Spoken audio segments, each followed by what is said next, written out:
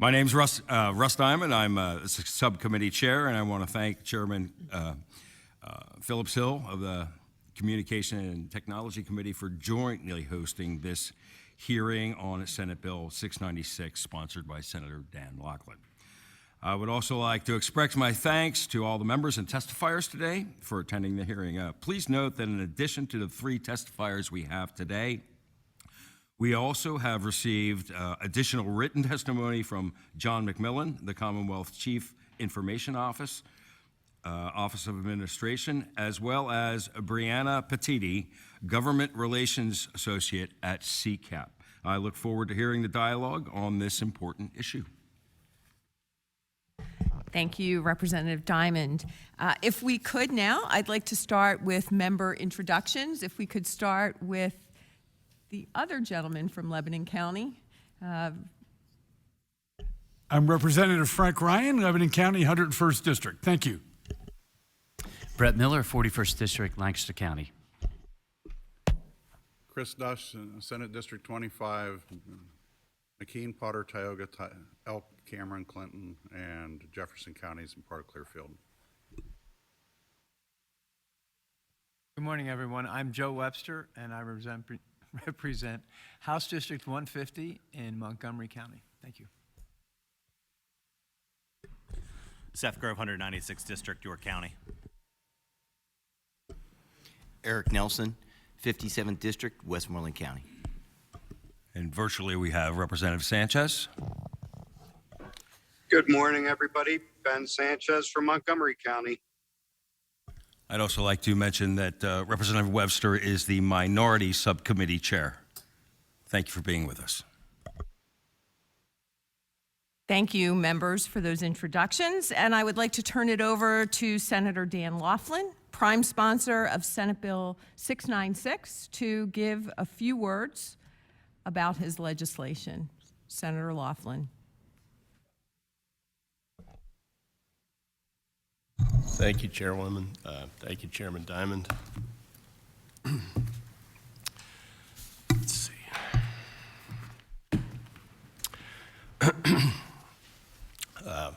Thanks for all the representatives and senators for being here as well. So anyway, good morning. I'd like to thank the House State Government Committee, Subcommittee on Government Information, Technology, and Communication, and also the Senate Communications and Technology Committee for holding a hearing on Senate Bill 696. Senate Bill 696 updates the Breach of Personal Information Notification Act to require state agencies victimized by a breach involving personally identifiable information to report the incident to those affected within 7 days. As we are now all well aware, information security is an endless battle. Accomplished hackers are smart and they are sophisticated when it comes to technology. They enjoy the challenge of matching wits with the technicians charged with providing IT security for government, corporations, and financial institutions. And that certainly makes Pennsylvania state government a big target for them, something that was all too clear last year when Insight Global, an independent state contractor, acknowledged that it had mishandled sensitive information that exposed COVID-19 contact tracing data and the personal information of some 72,000 Pennsylvanians. We have also had a data breach that has been impacting many of our unemployment compensation claimants who had their bank account information changed within their accounts. This led to unemployment compensation claims being paid out to unknown criminals, and to date, the impact and timing of the data breach is still unknown. It is understandable that any agency victimized by a data breach might be embarrassed and reluctant to publicly report the incident, but it is certainly much more important to immediately inform the citizens about the theft of their personal information so that they can take the steps to protect their own assets. The Insight Global case and the unemployment compensation situation are prime examples of the need for the state to act quickly to protect its citizens when a data breach occurs. I am not suggesting that any of the state government's IT systems are vulnerable to cyber attack, but we all know that hackers are relentless in their attempts to steal personal and financial information. And that's what makes the provisions of Senate Bill 696 so vitally important. We can only hope that the hard work of the state's IT professionals will be effective in protecting our systems, but we must be ready to immediately respond in the event of a breach. This bill has won overwhelming approval from the Senate, and I look forward to working with my colleagues in the House to get the measure to the governor's desk. So thank you for holding today's hearing on this important piece of legislation, and I look forward to hearing all the testimony being presented today. And I'd like to add just one other thing. I realize that our state agencies try very hard, and it's unfortunate that we even need to run a bill like this, but quite frankly, I think it's needed more than ever. So thank you all for holding the hearing today. Thank you, Senator Laughlin. And I would now like to turn it over to our first testifier, Ken Hess. He is the Deputy Secretary of Procurement at the Department of General Services. Mr. Hess. Morning, Senator. Chairs Grove and Webster, thank you for inviting me, and my thanks to Senator Laughlin for caring enough about the Commonwealth citizens to put this bill forward. Usually when I come before you, I am joined at the hip by CIO McMillan. And I do have his statement with me, and I'll just read a couple of excerpts from that, if I may. And I quote, "In past sessions over the past 7 years, OA and the County Commissioners Association of Pennsylvania, CCAP, have collaborated to engage in discussions with members of the General Assembly about SB 696 and propose amendments to the Act. OA remains open to working with the committees and the General Assembly to enhance the Act with amendments that OA and CCAP previously developed and proposed.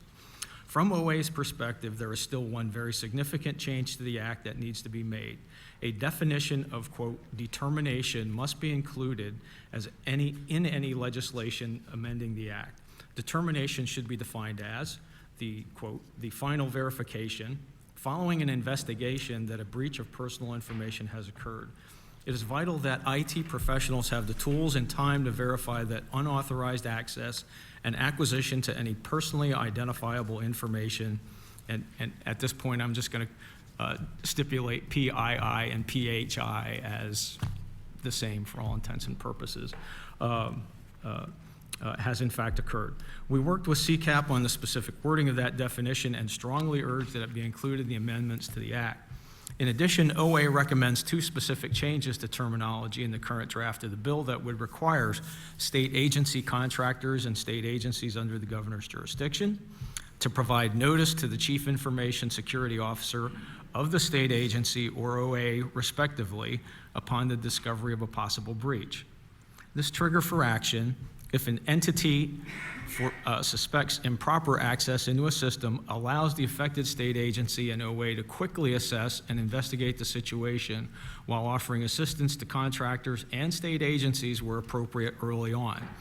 I gather that as part of his testimony, he provided a draft amendment that would make that adjustment. Finally, in addition, the Department of General Services has estimated that changes required by the bill to current contracts would have a significant fiscal impact on state agencies. Also, according to DGS, future contract costs would be increased to comply with the requirements of the bill. Blah, blah, blah. We look forward to continuing to work with the committees on SB 696 to update the current act. The goal of the legislation should be to ensure in a nonpartisan manner that protections are in place for our citizens in the event that an actual data breach occurs. Okay, and I wholeheartedly agree with CIO McMillan's statements, and we certainly agree, and he supports the assessment that I'm about to share with you about the potential cost and other impacts that I believe are unintentional, perhaps as that go to the specific language that was used. So allow me to explain. First of all, DGS recognizes the tremendous importance of protecting the personal information of the citizens of the Commonwealth. The department agrees with the legislature that breaches of personal information are a concern and not to be taken lightly. However, the language in the current bill gives us pause when considering the scope and the attendant time, cost, and resources that would be required by the most literal interpretation of the provisions. We are confident that this hearing will provide a forum to mutually explore and to close the gap between the legislative intent and to protect personal information and procurement policy, wow, that's a mouthful, that covers a myriad of contracts which contain no PII or PHI of any kind. In summary, we believe the bill is unintentionally overly prescriptive in that it applies to all new and existing state contracts for both goods and services, many of which involve no PII, PHI, and are irrelevant to the intent and purpose of the bill. The department believes that SB 696 can be much more effective and efficient by designating a spend threshold and not encumber COPA administrators by including P-card and other small purchases of goods and services in screening and amendment as required by the bill. The department is concerned with the cost and resources that will be required as written, given the requirements for all new and existing contracts. Based on our data, it's determined it would cost the Commonwealth approximately $84 million to renegotiate the total number of active contracts and purchase orders. Further, there's the possibility of suppliers seeking to terminate rather than accept additional responsibilities. Representative Ryan, as I recall, you have a military contracting background and you are very sensitive and aware of all of the conditions that we put on our suppliers and many times what that does in terms of their pulling back, lack of participation, increased costs, longer time, et cetera. The department is already seeing significant resistance to higher and higher liability coverage driven by exceedingly rare but potentially catastrophic data loss. Insurers are unwilling to provide coverage to suppliers that seek astronomical or unlimited loss protection. Our supplier pools are receding owing to such onerous conditions and limiting entry for developing providers. Further, there's the financial impact it will have on agency budgets and on local governments, municipalities, school districts, universities, et cetera. There is also the matter of a significant duplication of effort. Our standard, and I underscore standard, IT terms and conditions, which I have in my testimony as attachment A, already stipulate comprehensive provisions for data protection, encryptions, attestations of compliance, notification of breach, et cetera, at both the corporate and at the associate level.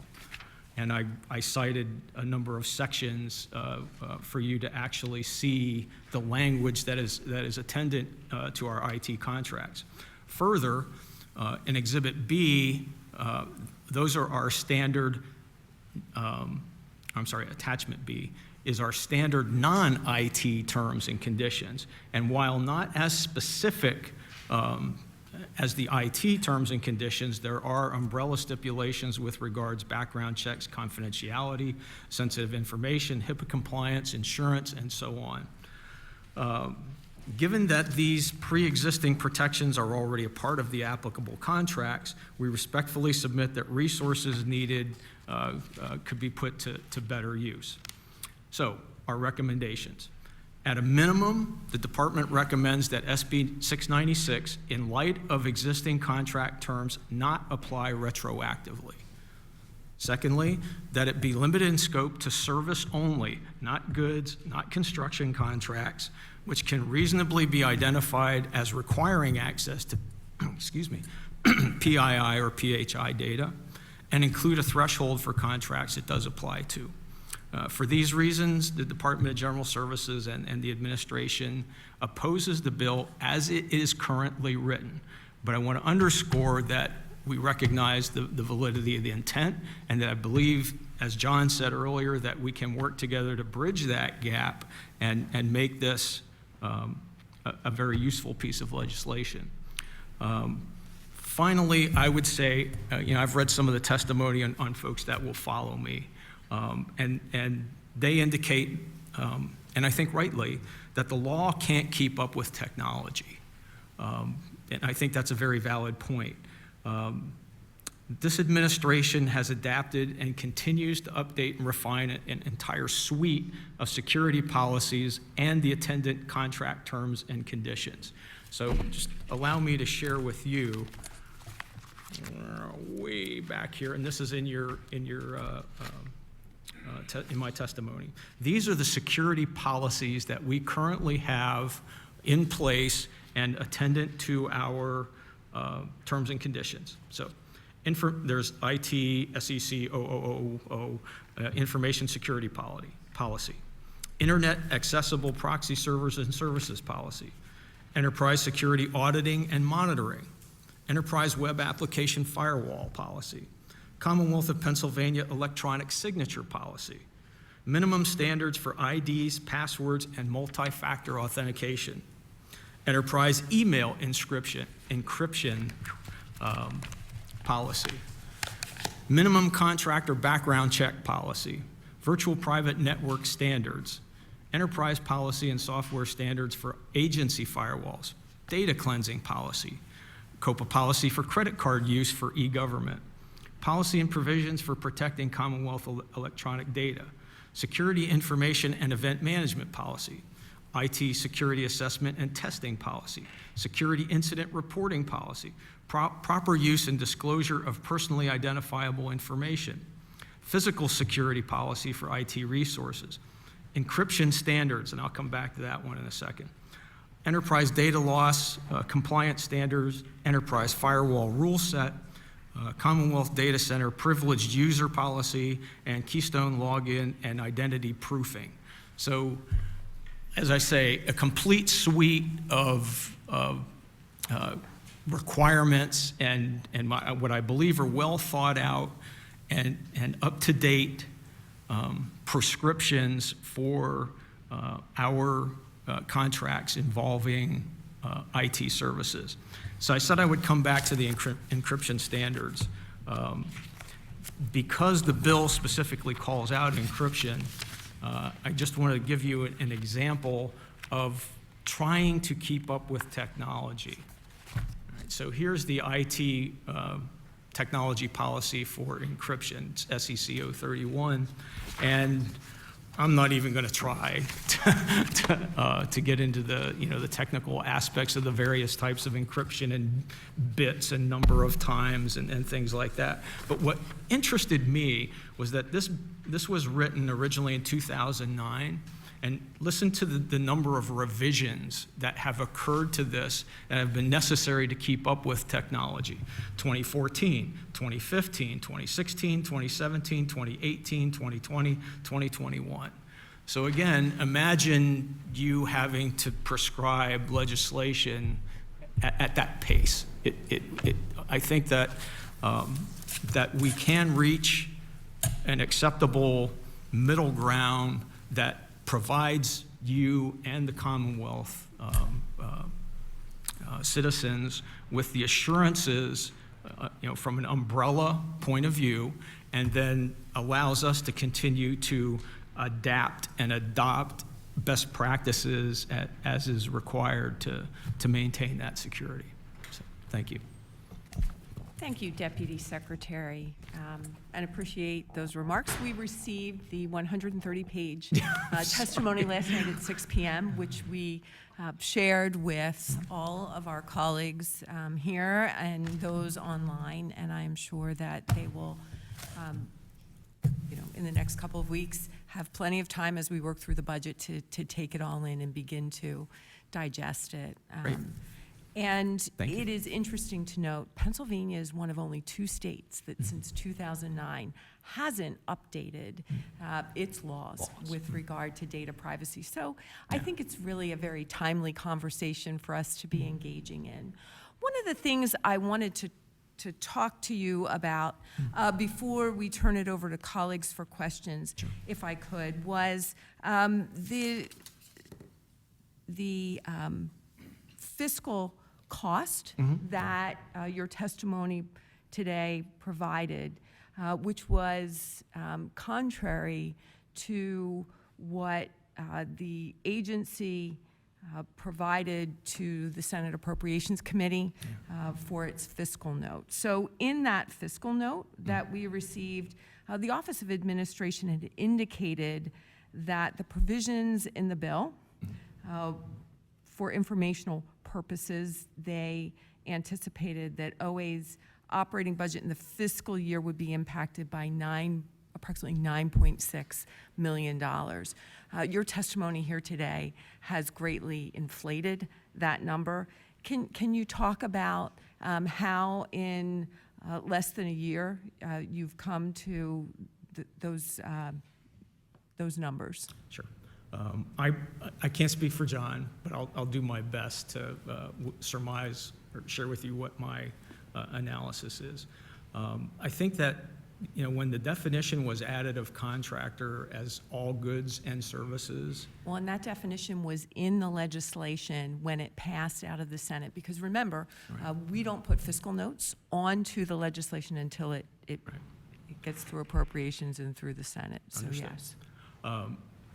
At any rate, I believe that the Office of Administration looked at this in a IT-centric, existing, what does this mean for our existing relationships, our existing contracts? I looked at it from the alternative point of view, which is this is all goods and services. And so what it appears is that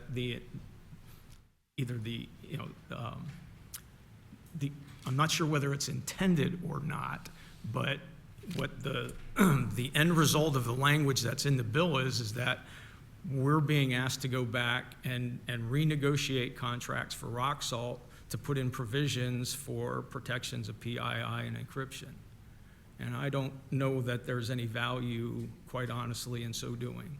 But to comply with the exact language, that's what would be required. And so that is where the big difference came in the estimates. I believe that's easily resolved. And as stated in my testimony, and with John, we are certainly willing to explore those gaps and to understand what the fullest, the true intentions are, and to see that the legislation mirrors that.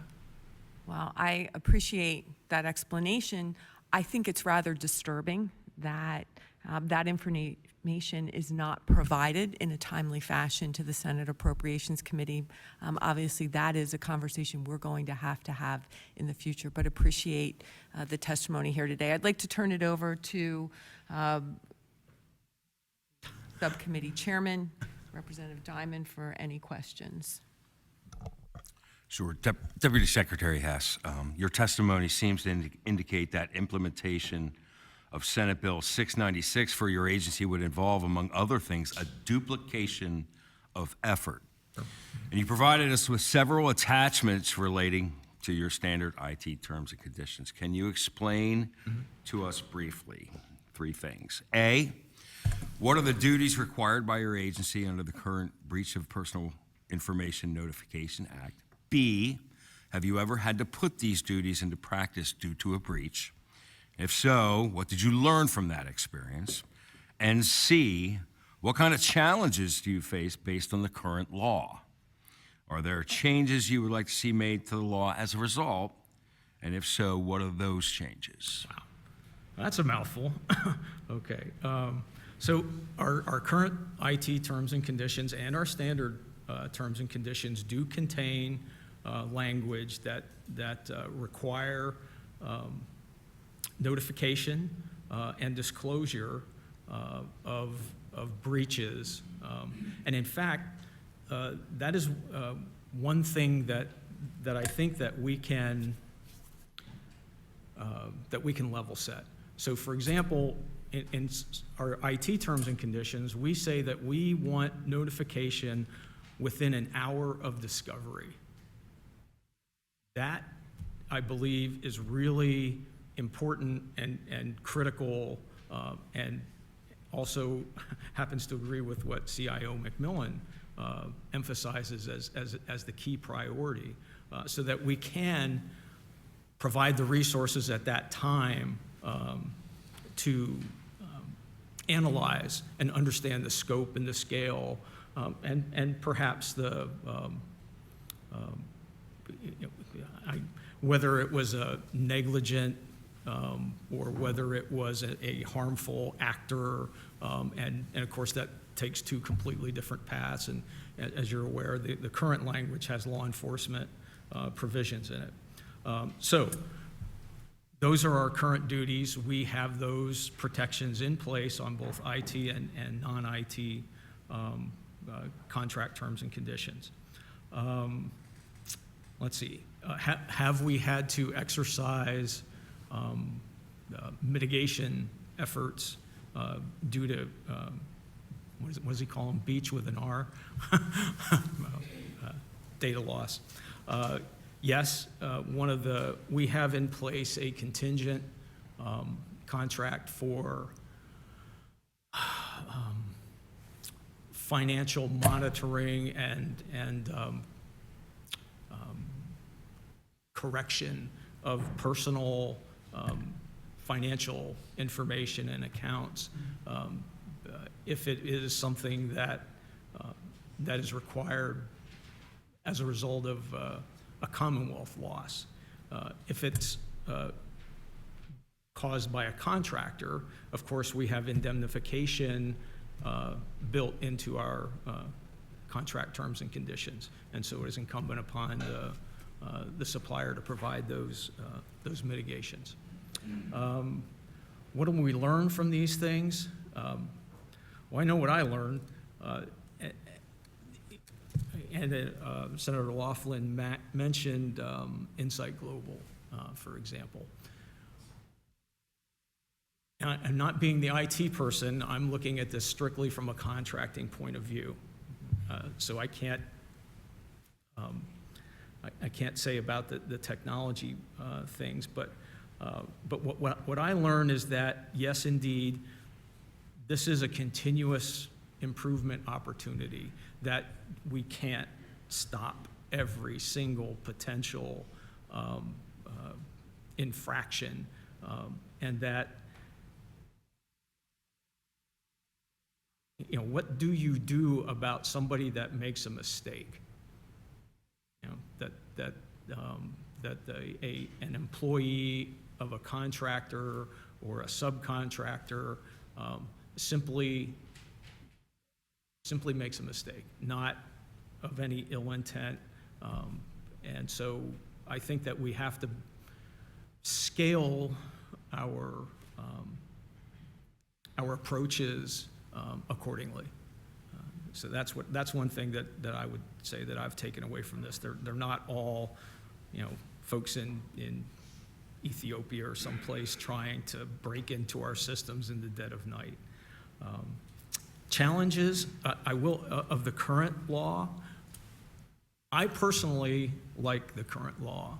I think that the notification aspect, I get it, right? I got my own credit cards and bank account information and health information, and I would certainly want to know within a reasonable amount of time whether that has been made public. So I get that, and I agree with it.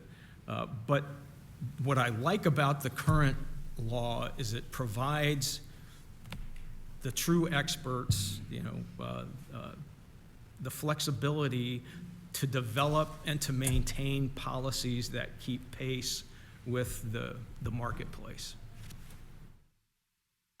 So I do want to recognize that Representative Howard has joined us virtually.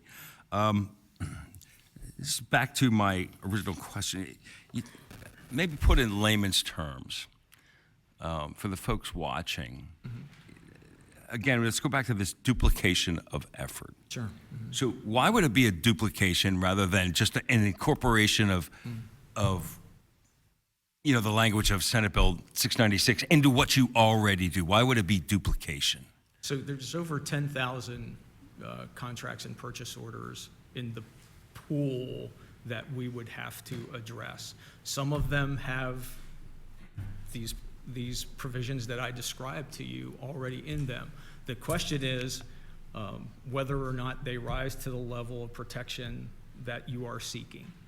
If they don't, then we're going to have to open negotiations with those folks. And then there are those that don't have those terms and conditions in them. And we're going to have to talk to those folks about incorporating them.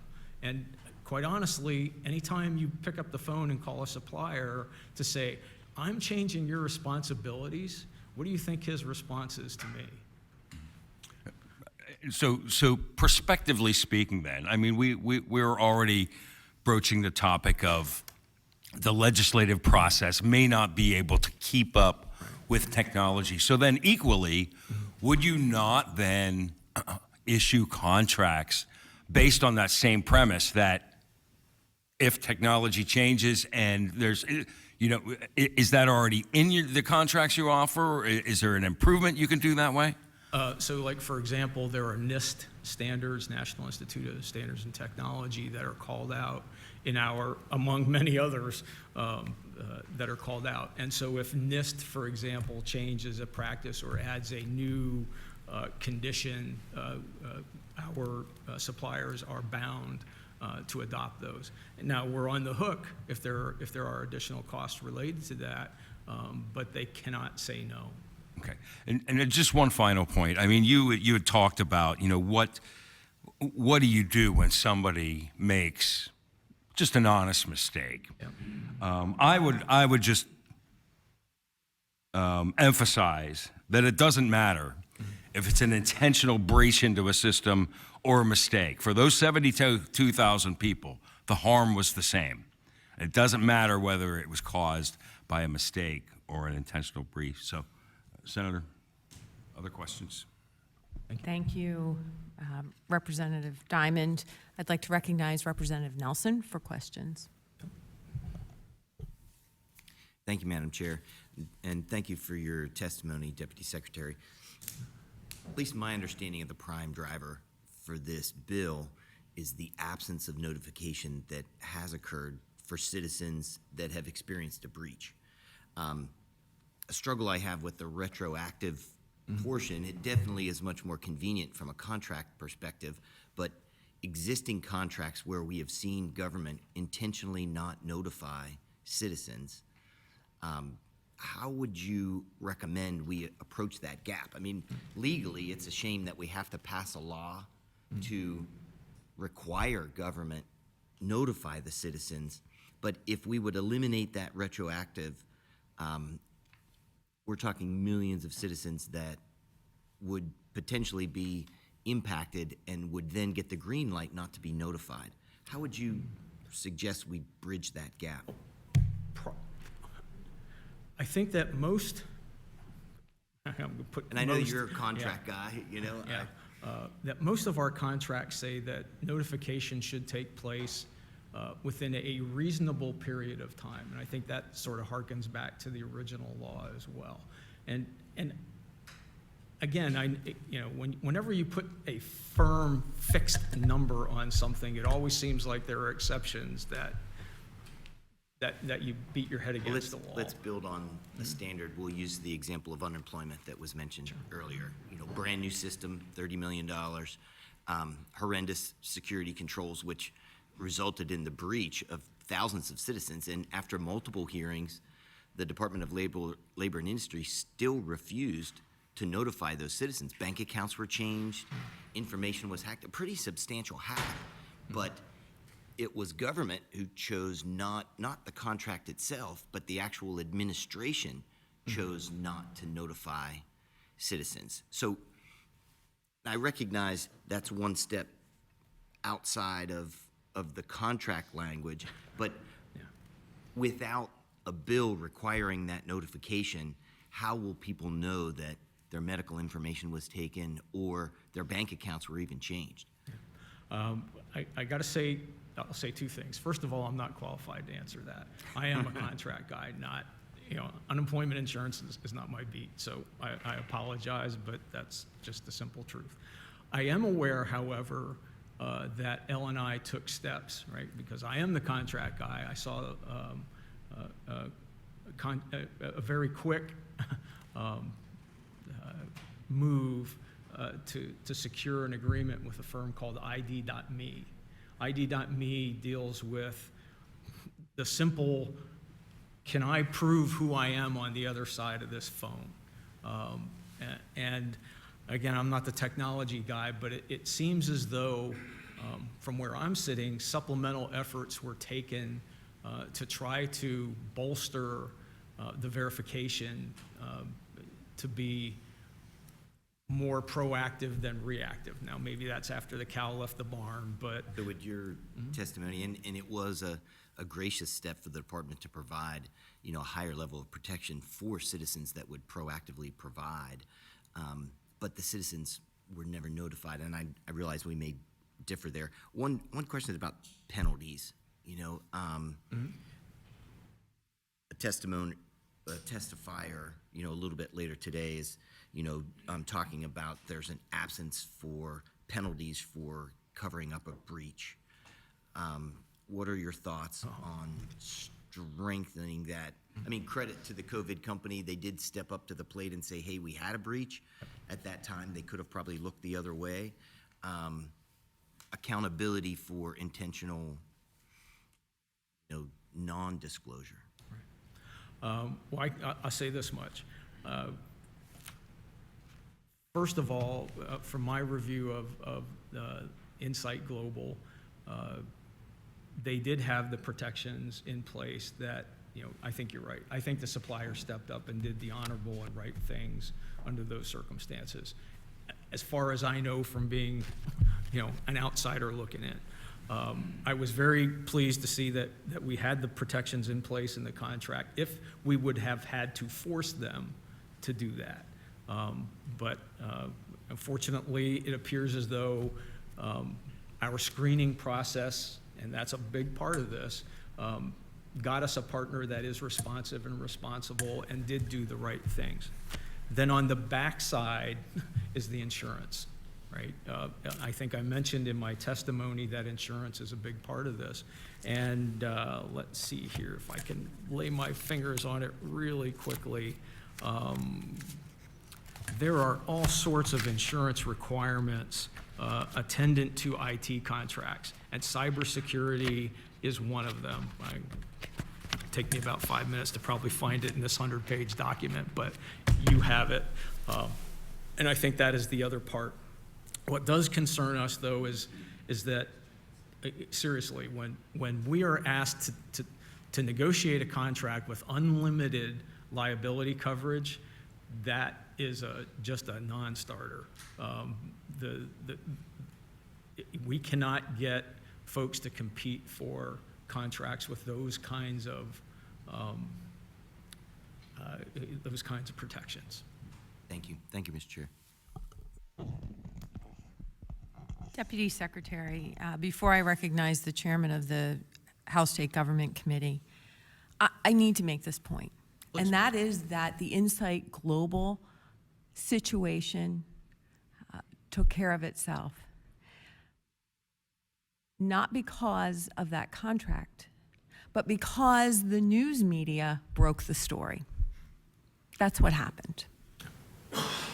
I don't believe that anything would have been resolved had it not been for crackerjack reporters who put this on our plate. Timely notification to people means that they don't have to learn about their data being breached on the evening news. So with that, I'd like to turn it over to the gentleman from York County, Representative Grove. Thank you very much. With your discussion with Chairman Diamond, you had mentioned that like if a federal law would change, like NIST, it would be automatically updated. So within your contract, you have, let me see a good section to pull up. Welcome to my world.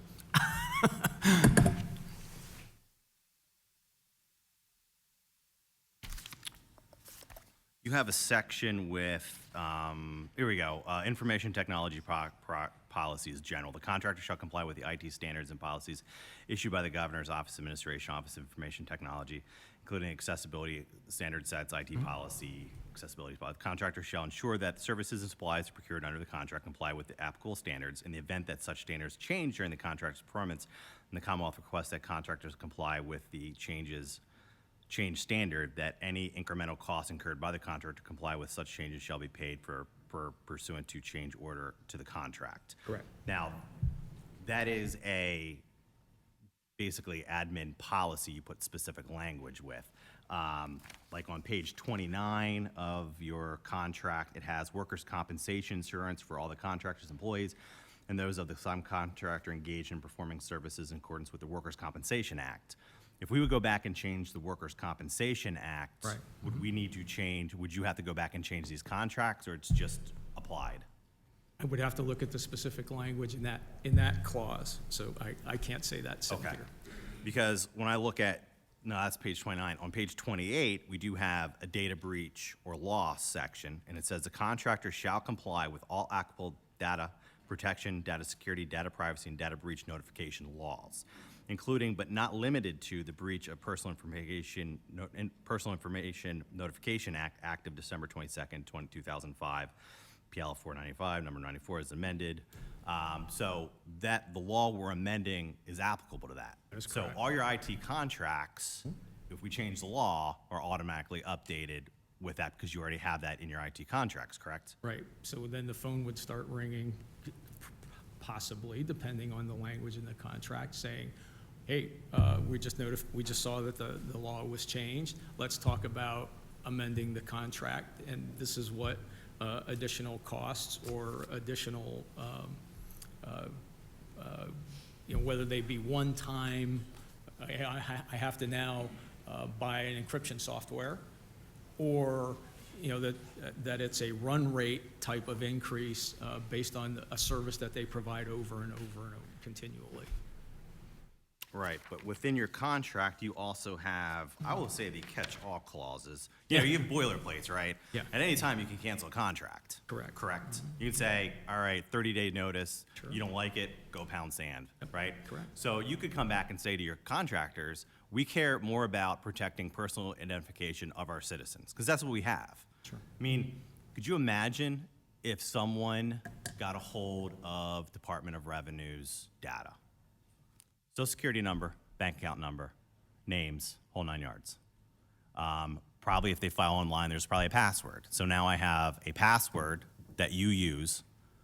I have your name, I have your address, possibly your signatures of election. I have everything I need to destroy your life. And there's nothing you can do about it, because if I sign up for a credit card, is this your signature, Mr. Grove? Oh, well, that's my, right? You have everything you need. So I don't know why a company would want to ensure that people aren't protected, or from a government with all that information we house. And that's just one agency on top of multitude of others. So, I mean, you have boilerplate languages in here, and I'm trying to pull it up here. Termination. Commonwealth may terminate the contract or purchase order issued against the contract in whole or in part without cause. No cause. See you later, right? Yep. So, I don't, going back to your fiscal note, I'm not buying 84 million. I'm not buying hiring over 100 attorneys. I'm not buying any of that stuff. I'm absolutely not. Maybe you have an argument with SALT. I will give you that. But with these IT contracts, I do not see the need for the administration, DGS or OA, hiring hundreds of people for compliance with something that's already built into your contract. So just from my perspective, I'm not buying the fiscal note. I just looked on the budget office. Did you work with Comptroller's office on that? Not yet, no. Not yet. So budget office doesn't even have a fiscal note on this. And they have bills that are still in second consideration in the House, let alone this major, I think some landmark legislation by the good senator to try to protect us. And, citizens are tired of data breaches. They don't trust us. They don't trust giving out their information. So we need to do everything we can to protect citizens from data breaches. This is a good trust mechanism to say we take this seriously. I find the fiscal note or the fiscal implications of your testimony highly inaccurate. I would suggest you work with your comptroller and get a better capture on that, particularly since most of your IT contracts already have this in. It's there. We know it's in there. So that's all I have. Thank you. Thank you, If I Chairman may. Grove. One of the things about canceling contracts is you need to have somebody standing ready to take on that responsibility, right? And so I would not say, especially in the case of complex IT or somebody that's dealing with all of the Department of Revenue's data, that you would willy-nilly, in 30 days, cancel a contract because having somebody waiting in the wings and ready to pick up that awesome responsibility is not available on every street corner. Well, I know one thing, having taken over chairman of this committee, I meet with IT people all the time, contractors and vendors. For every vendor you have, there's 10 other vendors that can do the same job. Even as Representative Nelson was bringing up our labor and industry issues with unemployment compensation, I met with a vendor who actually could probably do a better job than what IT has now on the front end of it. But labor and industry is not openly bidding the labor and industry IT security software. They did a closed bid under emergency procurement, which I think maybe Representative Jason Ortizai might want to know about. So, I mean, we're tired of it. I'm just telling you, we're tired of it. Our citizens are tired of it. We need fixes. And I think the 3-bill package that the Senate sent over to the House is a great fix to this. I know we have 2 in the State Government Committee. One is in Judiciary. And that's what we're hearing from the residents of, I mean, we talk to them. We talk to citizens every day, whether we like it or not. It's part of the job, right? And they are tired of it. They want trust. They want that insurance that when they send their personal information, Representative Diamond here just had a great conversation with the Department of State a few weeks ago on just the department pulling personal information from other state agencies. People don't like that either because they're trusting your agency. I didn't give my data to these other agencies to use for their own tools. So that's what we're dealing with out in the public, and that's what these bills are trying to get at and fix, and I think through a very good way. Now, obviously, we're always willing to work with the department, but I'm not buying $84 million with 300 new employees. I'm not buying that, particularly since Budget Office hasn't weighed in on that, and I'm not buying that it's going to take a big legwork to change a contract that already has a state law built into it. So, thank you. Thank you, Chairman Grove. Representative Webster. Thank you, Chairwoman. And I'm hopefully not just changing the total scope of our discussion this morning. I want to make a couple of comments, some of which I may sound like Chairman Grove a little bit in terms of the expectations of how we find some level of excellence around our security within the Commonwealth and across all the agencies, and then also thinking through all of the ramifications. I guess I'd start with pointing out, and this is a little bit off the bill itself, but any organization with the scale and scope of the business operations of the Commonwealth of Pennsylvania would have a chief information security officer and a cyber operations center, and you know, so while I would agree with Chairman Grove on a lot of the internal things we have to do to be better at protecting our own data and interactions, I might disagree with the amount of expense required for us to catch up, you know, to 17 years of, you know, just in this one area of contracting and other things, but across our IT environment. I'm curious, without taking this too much further, but I assume that whether it's DGS or maybe the State Department, we obviously are connected to every one of these contractors. They bill online and we pay online, and and all of those kinds of things. Does that take us in another direction in terms of the amount of high-value, information that we really have in our systems, and what happens next in that regard? And hopefully I'm not talking enough to, any one of those online transactions potentially creates a tunnel. And so now I'm teaching people where they should be looking. But if you can sort of address those are the scale and scope that you as, the Deputy Secretary would actually have to envision to create security excellence across, to modernize where we need to be. Well, I'll speak to it as much as I can. Again, most of, I think what you're getting at is the actual technology, and I just provide the contracting to enable those, to acquire those services. But I can say that we have, again, in those terms and conditions that I've provided, we have specific terms for, I think the acronym is PICA. It's credit card transactions, and that there are special security provisions attendant to suppliers that provide, like debit cards for the Commonwealth. The other that you mentioned, I believe, is typically referred to in the industry as hosted data, right? So it's not data that's resident here in the Commonwealth on our servers, but is, in the cloud and some cloud application, things like that. And we do have specific terms and conditions, again, dealing with the security of hosted data as opposed to access to data that is, within our, quote, four walls. When you're talking about that part, does Senate Bill, make sure I get it, 696. I wanted to say nines. Yeah, I've got the sixes and nines upside down here. Does that address some of the relationships that you would have with hosted, with cloud servers and technology companies? I don't think it affects it, quite honestly. The requirements for encryption in the bill, I believe, are general enough to provide for OA to select varying different types of encryption,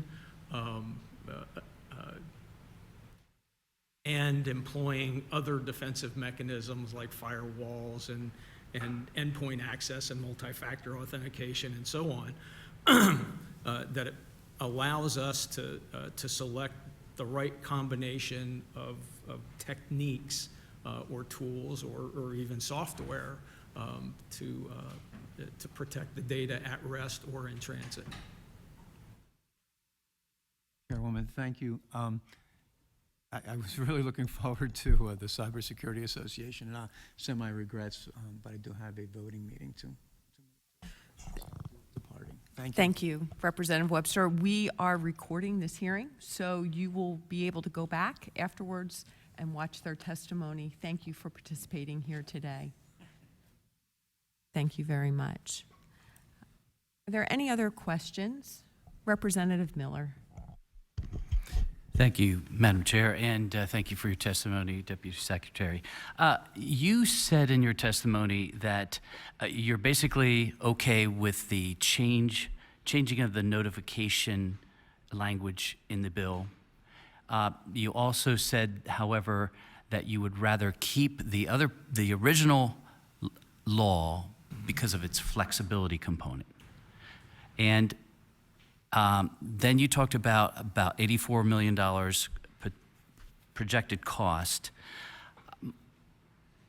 My comment is, what is the cost to the Commonwealth for not fixing this? And the cost to the citizens for the breach of their information? That's a rhetorical question, but my question to you is relative to your recommendations. You referenced not retroactive, service only, and threshold limits. In your estimation, if some of those were taken into consideration, what would be the potential costs? That's tough. I don't know, but I think it could be several orders of magnitude less. That's the best answer I have for you, Representative Ryan. We would need to know, we would have to close that gap on, the 1 hour, 7 days, discovery, determination, et cetera. And once we had that, then we could narrow down that 10,000 to something else. And, if that something else is 100, 200, that's one thing. If it's, we go from 10,000 to 9,900, that's something else. And I can't answer that sitting here without us working together to get to that definition of notification and of discovery and determination. So in your estimation from a contractual standpoint, I know you're not the IT person, but if we do nothing but change the notification system and keep everything else the same, will that provide significant and substantial amount of protection for the citizens from further breaches? I'm not the IT guy, I'm sorry. I'm going to pass Okay. to John on that one. All right. Yep, Or very Eric good. Avakian. Thank you very much. Thank you, Representative. Senator Dash. Thank you, Deputy Secretary. I'm sorry I had to step out and run four bills in my own committee, and I'm back. I'm glad you're still here. Yes, juggling like crazy. In your testimony, you were stating that we were talking about the breaches that Senator Laughlin had spoken of, but you said there were things in place already. Would they have prevented, or were there failures on the part of those contracts? In specific, sorry, I'm trying to catch up here. And it was in reference to the contracts that were already in place and having to go back and renegotiate those. What is to prevent those failures from recurring, similar to those other two data breaches, if we don't go back and renegotiate those? It's again hard for me to say. As your contracting officer, I am not aware sitting here of the root causes of losses of data. What I have to rely on are the agencies, the investigating. I think the Inspector General was involved with the Insight Global, the Department of Health, and they, I believe, have a responsibility to come back to me to say, you need to change your terms and conditions because protection was not afforded. That has not happened. And so from where I'm sitting, it appears as though whatever losses of data have occurred, they have not been because we don't have the protection, the contractual protections in place, but because negligent or honest mistakes have occurred, which resulted in loss of data or making public data. And again, I don't know that I can put anything into a contract to turn a human being into a machine. Well, that's not actually what I was getting about, and okay. I'm sorry. What I'm talking about is the delay in notification. Oh, okay. That if we have to go back and contractually renegotiate that so that there's a more expedited notification of the public, of the potential brief. Right. Is there anything in the contract right now? Was there a violation of the contract or anything like that? And if not, then there is definitely a need then for us to ensure that our current contractors are under obligation to make those types of notifications in a timely manner. Yeah, I think Senator, the testimony was provided here today. Chairman Grove read through the contracting provisions and believes that the language in the contract would require updates to be met. And so we've debated this a provision, and so I will just respectfully ask if we I'm- could move on. So Gratefully. I thank I'm you. grateful for the information I didn't know. Absolutely. Thank you. Thank you very much. Want to thank you for being here today. Thank you. One last question and then a thought. Can you tell me exactly how many contracts we have with third-party vendors that directly impact personal health information or personal information? I cannot. You don't know? No. You are in charge of all of the contracts here in the Commonwealth as the Deputy Secretary in the Department of General Services. I'm going to use a line that my predecessor in this chamber used often, and he said, if you can't measure it, you can't manage it. If the Department of General Services doesn't know how many contracts they have that directly impact the personally identifiable information of its citizens or the personal health information of its citizens, I would take it one step further. If you can't measure it, you can't manage it, and you can't secure it. The gentleman who is the prime sponsor of this legislation, he builds homes. He's a general contractor. When he builds a home for you, he hires a carpenter, an electrician, a drywaller, right? A plumber. If one of those third-party vendors or subcontractors that he uses, they don't do what they're supposed to do, the buck stops with him. And I have to tell you that in this Commonwealth, when a third-party vendor provides a breach of personal information or personal health information of one of the citizens of this Commonwealth, the buck needs to stop with you. So I appreciate you being here today. I'm very sorry that the Chief Information Officer was not here to provide testimony and answer the questions of these members. But again, the buck has to stop with us. It is our responsibility. We compel the people of this Commonwealth to provide that information to us. They don't have a choice. They have to pay their taxes, right? Sure. And that means that we have to hold ourselves to a much higher standard. The status quo isn't working. You just ask anybody who has had their information breached by Insight Global, had their data breached through the unemployment compensation system, had their data breached when the teacher information management system at the Department of Education was breached. You talk to them, they would say the status quo isn't working. The people of this Commonwealth deserve better. And I thank you very much for your testimony here today, Mr. Hess. Thank you.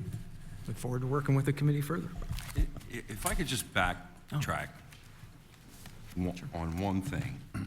Did you say we don't know what the root causes of these breaches are? Because we do know what the root cause of the Insight Global data breach was. Some supervisor, somewhere, contact tracing supervisor, thought it was a good idea to upload data to an open Google Doc that anybody who had the address for that Google Doc could find that. Are you telling me that there's nothing in your contracts that prohibits that sort of data going to an open source such as a Google Doc, and that no one at Insight Global knew that that would not be a good idea? Of course not. The confidentiality provisions in the contracts clearly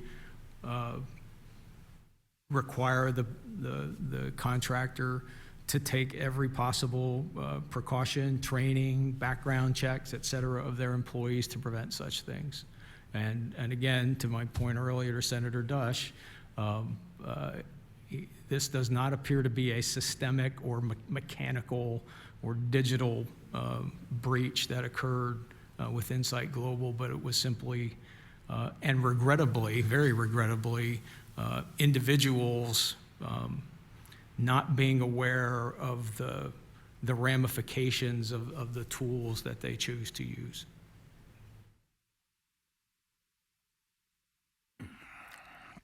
All right, well, thank you, You're Deputy welcome. Secretary. Thank you. Appreciate it. Yep.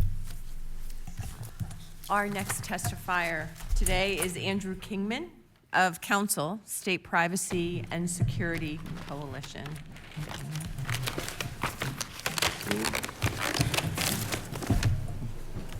Thank you, Mr. Hi, Kingman. good morning, folks. Can you all Please- hear me correct? Please begin your remarks. Thanks very much. Good morning, Chair Phillips-Hill, Chair Grove, members of the committee. Want to thank you for your time today and consideration.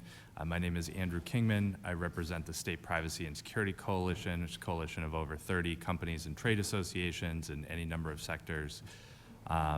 I also am a compliance attorney who has worked on maybe 30 different security incidents, responding specifically on the state notice requirements pieces of those breaches. So have some experience actually working through the compliance provisions as well. Want to thank the Senate for their work on this bill. Really appreciate it. And our amendments, we've provided some testimony as well as both a list of suggested amendments and a red line to kind of show how that fits together. And happy to take any questions on it. Many of our edits are simply clarifying edits that make the bill a little bit easier and more specific. There are two issues that I wanted to primarily address. The first is simply including private entities in the electronic notification provisions of this legislation. This is the type of notification that we often get that says we've noticed suspicious account activity. Please go check and change your password. Make sure that if this wasn't you, that you are able to go in and keep an eye on your personal information here.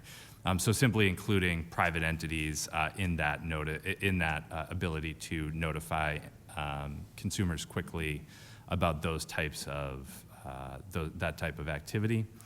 The second deals with the encryption standards, and just our feeling is that having sort of Pennsylvania-specific promulgated encryption standards from the executive branch may not be the best fit, given that many private entities and contractors work nationally, given the rapid evolution of encryption and how quickly technology changes, that allowing that technology and allowing entities to sort of use the latest and greatest encryption technology may be a better approach here. So those are our suggested edits. Happy to take any questions, but that's the gist of where we're headed here.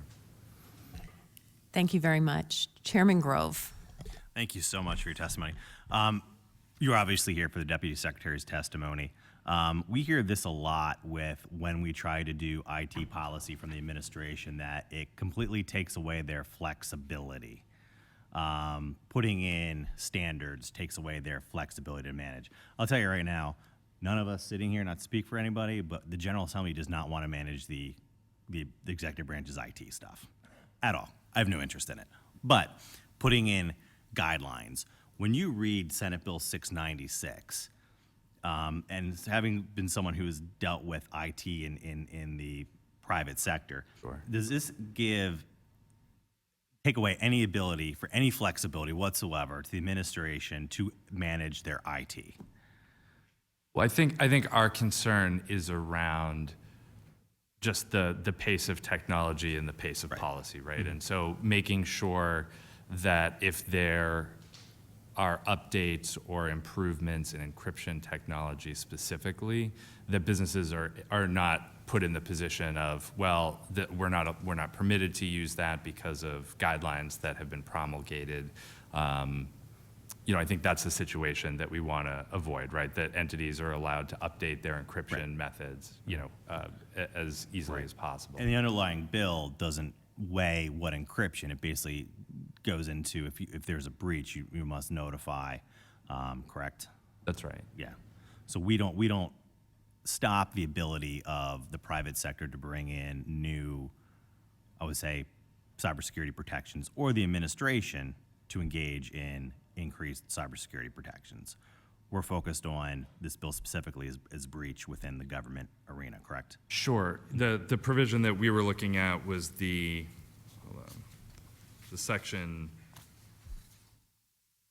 4, section 5.1 with the general rule, subsection B. So subsection A, we're advocating a change to allow not only encryption but other risk-based frameworks that would allow, again, as the Deputy Secretary mentioned, frameworks like NIST, the various NIST cybersecurity frameworks, ISO 27001 frameworks, the various frameworks that allow businesses to kind of prioritize their vulnerabilities and put their resources towards the ones that are most effective for them to safeguard consumer data. And then the next provision, just making sure that those state contractors are allowed to use whatever the latest and greatest encryption technology is. Okay. And then the other issue you bring up, and I guess we're doing this in a bit of a vacuum. You mentioned that potential amending this bill to include private businesses and other entities. This bill is geared, my understanding, it was a 3-bill package. This bill was geared towards the government end. That's Sure. why it's in the state government committee. Absolutely. There is another bill, I think Rob McCurry has one, and you also passed one for the private sector. I believe, is that Consumer Affairs again? So there is a ransomware bill, and that is also focused on government. The only piece of legislation, to my knowledge, currently in the General Assembly that addresses the private sector is Representative McCurry's legislation that is in House Consumer Affairs currently. And I believe they're trying to work on that bill. So I just want to let you know that is out there, and we Yeah, no, and I appreciate that. Because this amends the underlying breach notification statute, we just want to allow businesses to also take advantage of that helpful notification process that tends to speed things up for that kind of suspicious account activity rather than go through a forensic investigation, et cetera. So, Thank you. That's all I have. Thank you. Thank you, Chairman Grove. Interesting point that you make with regard to flexibility and assuring that government can use the most up-to-date security measures that they see fit to best safeguard the data. So the challenge that we had with the updates to the unemployment compensation system was that the software actually came with multi-factor authentication. A decision was made at the Department of Labor and Industry that it would be too burdensome to turn it on. And by not doing that, that was what created the opportunity for nefarious actors to get into people's personal bank accounts and their unemployment compensation account, change the banking information, reroute their money for unemployment compensation into their bank account. So we want flexibility, right? We recognize that technology is constantly evolving, that there are really smart people out there every minute of every hour of every day creating new and better ways for us to secure sensitive information. But how can we assure that when we give the flexibility to those governmental entities that they will actually do the right thing and protect personal information with the best security measures?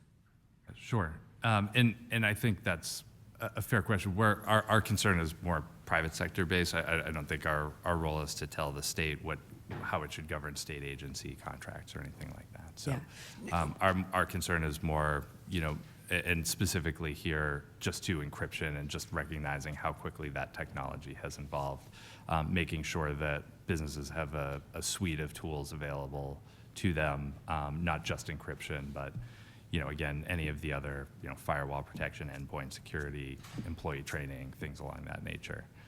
So again, we're more focused on the private sector implications. Very good. Thank you. Any other questions? Representative Miller.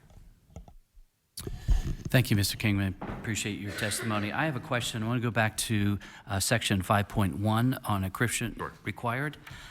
In that section, particularly section B, you remove the statement related to transmission policy, that the Governor's Office of Administration shall develop and maintain a policy to govern, so on.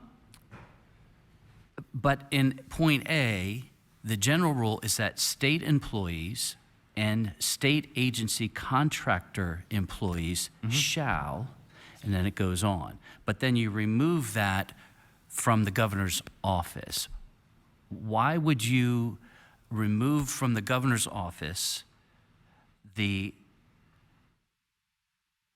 the development of encryption and transmission policies, but give it to state employees and state agency contractor employees? The rationale here on the amendments, again, was striking the from being viewed or modified by an unauthorized third party. Our sense is that it should be to just protect the transmission of personal information over the internet, whether that's from being viewed or authorized or other activities. It should be the protecting the information, not from what a third party was doing. And again, the other piece, it was not clear to us whether that was simply just state agencies or whether that would include contractors as well. But again, the idea of just having the state set particular encryption standards, our concern is that the technology would outpace those standards, and that, again, businesses would be just put in the position of having to use outdated standards to safeguard their information. That was the rationale there. We weren't trying to reallocate responsibility or anything along those lines. Okay, so is it your estimation that there could be a parallel or synchronous level of encryption technology knowledge in the real world and government policy working in a synchronous fashion? Or is there a setup that you can envision where the state policy and the current technology could be synchronous? Well, I think an example would be, as the Deputy Secretary noted, those type of NIST frameworks or ISO frameworks that get updated regularly, and sort of a built-in responsibility to continue evolving with those frameworks. That would be an example that I think gets at your question. Because I understand what you're saying, that policy does not keep pace with technology. Right. But if there's a way that we can do that, I think that would be appropriate, obviously. But I'm wondering, in this language here, your suggestions, I have to study this more in depth, because it almost seems like we give the responsibility to the contractor rather than the state policy maker. And I think that's exactly what we're trying to do, because as state policy makers, we have that as a responsibility. Sure, so, I mean, I appreciate your attempt, and getting the technical language is tough, and we have to. I'd be happy to look at additional language if you had thoughts or anything like that. Very good, thank you. Thank you, Representative. Mr. Kingman, thank you very much for your testimony here today. We very much appreciate it. With that, I will welcome our final testifier today, Mr. Scott Davis, the President and CEO of the Cybersecurity Association of Pennsylvania. Thank you, Mr. Davis, and you can begin your testimony whenever you're ready. Thank you, chairs. Esteemed members of the State Government Subcommittee of Government Information Technology and Communication and the Senate Communications and Technology Committee. Thank you for inviting me today. On behalf of the Cybersecurity Association of Pennsylvania, I thank you for that opportunity to submit the testimony on behalf of our members and the cybersecurity community in general.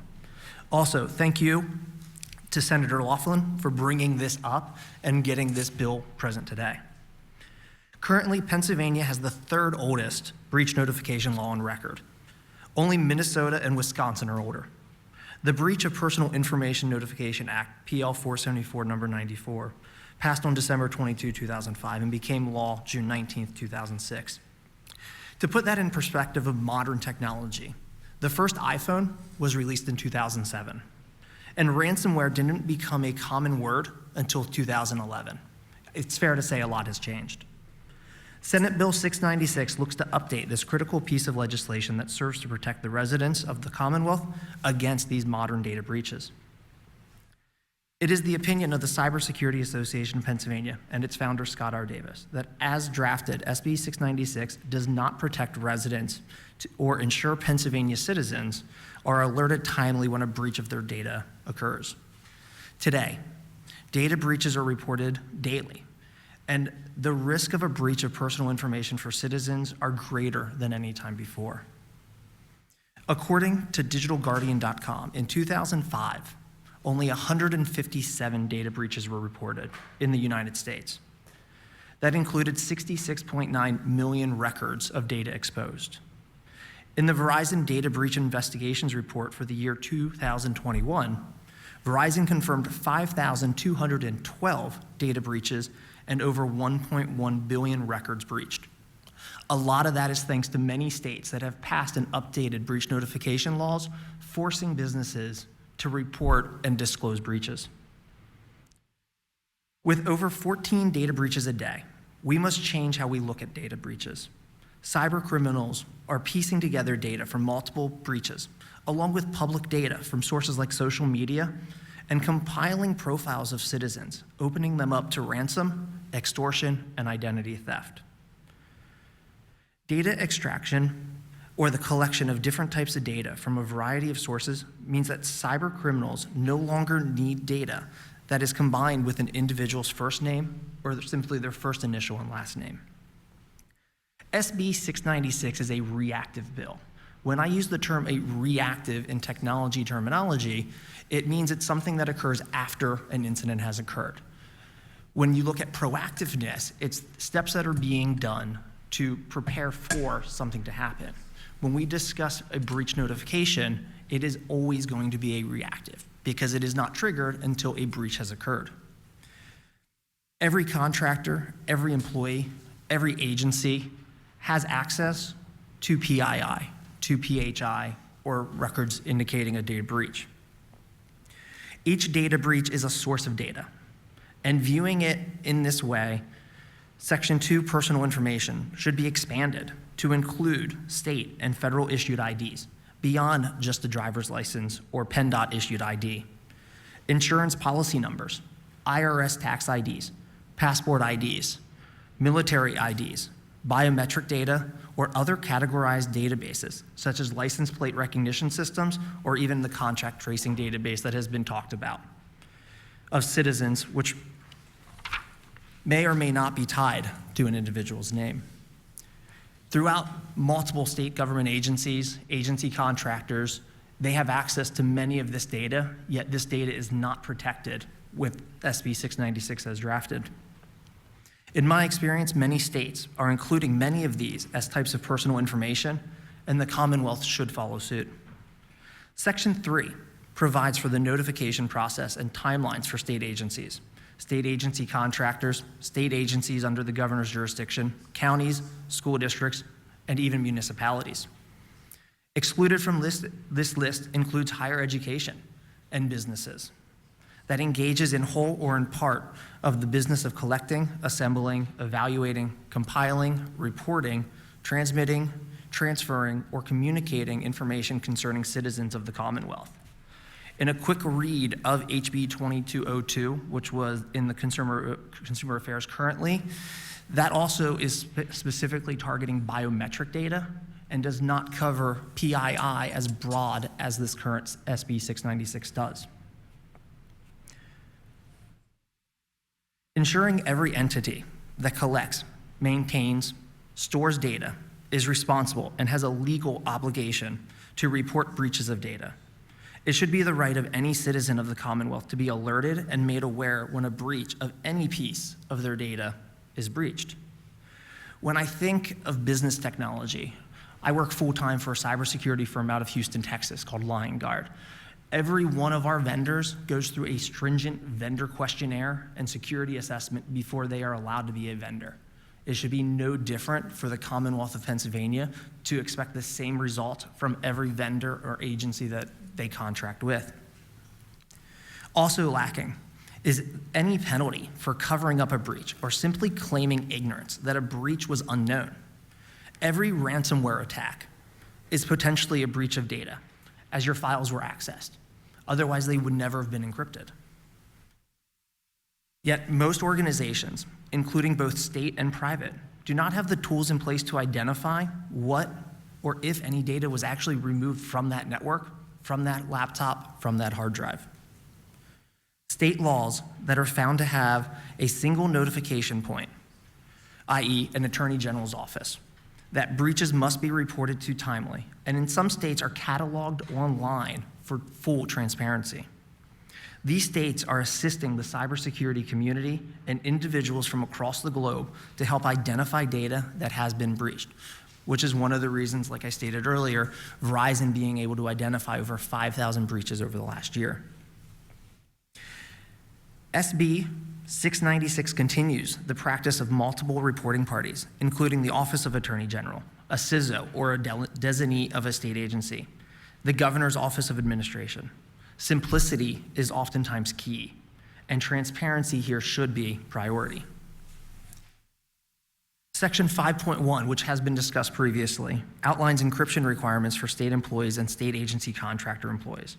Whenever outlining technical requirements, we advise caution when crafting legislation, as the terminology or technical requirements oftentimes will advance faster than legislation can keep up, which both witnesses testified to earlier. Section 5.1 is strong on data in transit, but should probably be included in SB 482, which is more geared towards the government's policies and rules set forth by legislature. Allowing SB 696 to focus on the discovery, reporting, and penalties associated with data breaches should be key, and leaving the technology aspects out of it. We agree with Mr. Hess that this bill should not legislate technology. Again, we thank the esteemed members of the committees for the opportunity to provide this testimony regarding Pennsylvania's breach notification law. Thank you very much, Mr. Davis. Chairman Diamond. Thank you. Mr. Davis, I'm really curious about, you talked about biometric data. And as I'm thinking of this, when I hear biometric, I think of the movies where somebody goes up and scan the retina and, they're given access to something. But as I'm sitting here thinking about it, am I correct in assuming that biometric data, as you're using it here, would actually be the merging of personally identifying information and personal health information?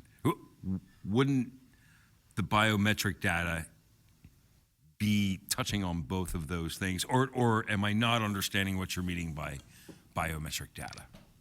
I would say your health information is a piece of the puzzle. Your biometric data is a piece of the puzzle. When you look at combining databases, you're looking for points that are similar. It could be first name, last name, email address, account name, etc., or social security number or beyond. So if I was to gain access to the DMV database on Real ID, I would gain retina images, I would gain facial impressions.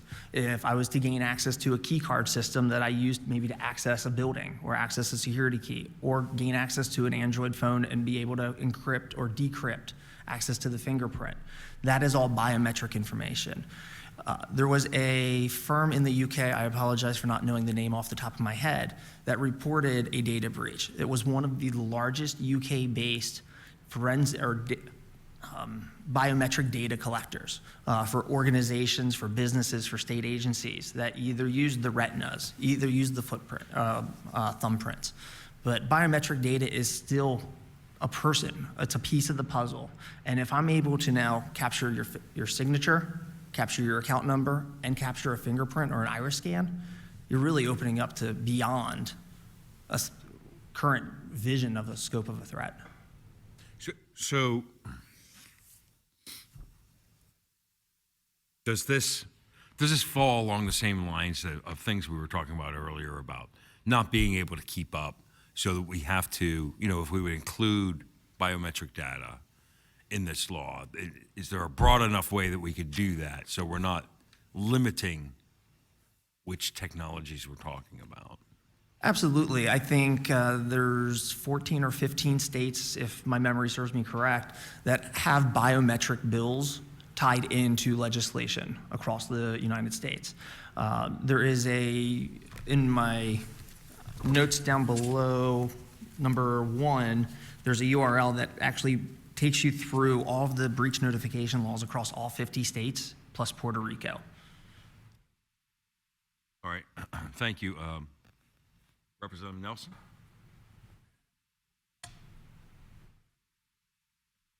Thank you, Mr. Chair. I appreciate your testimony. I think you're raising some even larger concerns issues, as you layer in those biometrics. At times, I think once somebody has your Face ID, which the phones now use, or fingerprint, they really can go a lot further.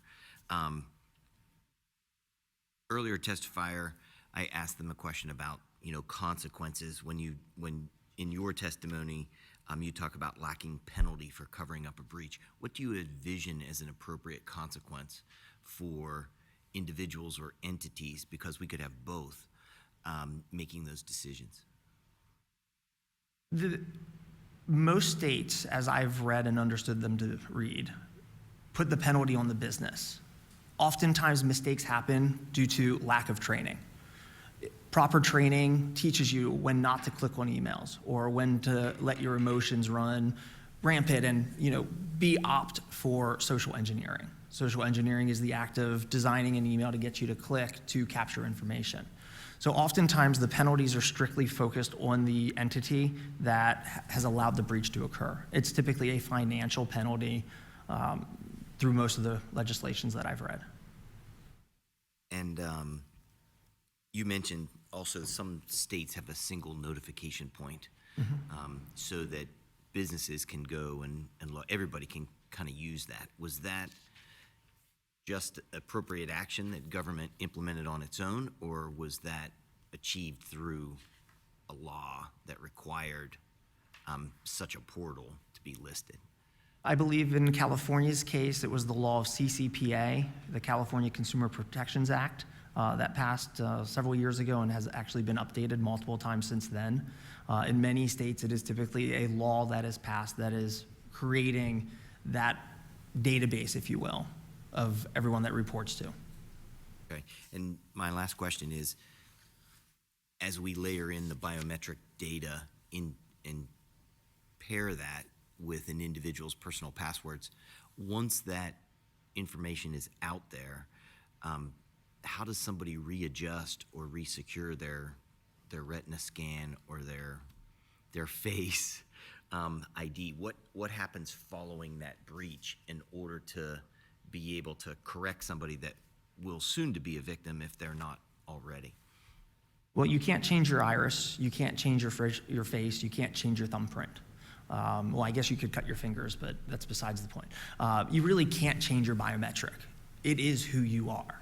And there is no methodology of erasing that data once it's been breached.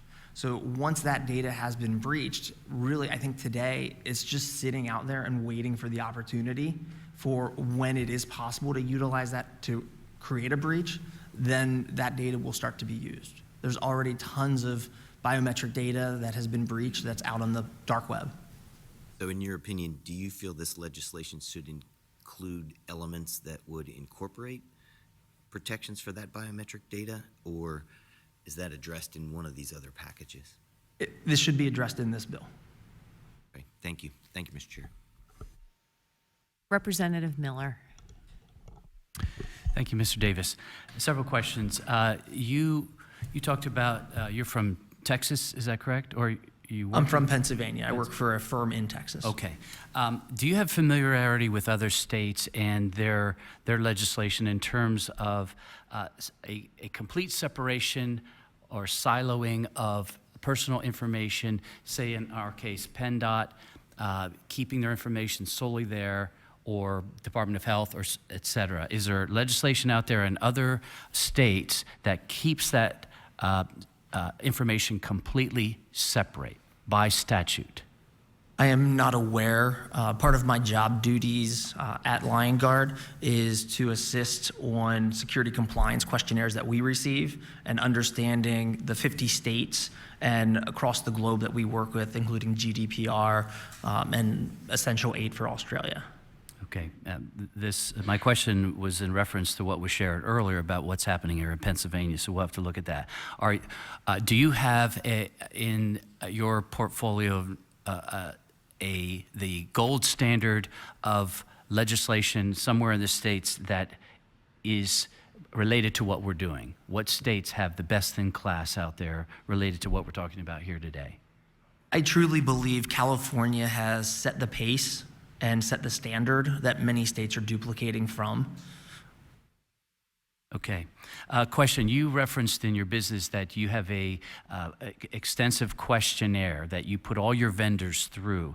Is that something you might be able to share with us, or is that private material for your business? The one that is through my employer, I would have to validate, but I can provide samples. Okay. Or a simple Google search will provide many samples. All right.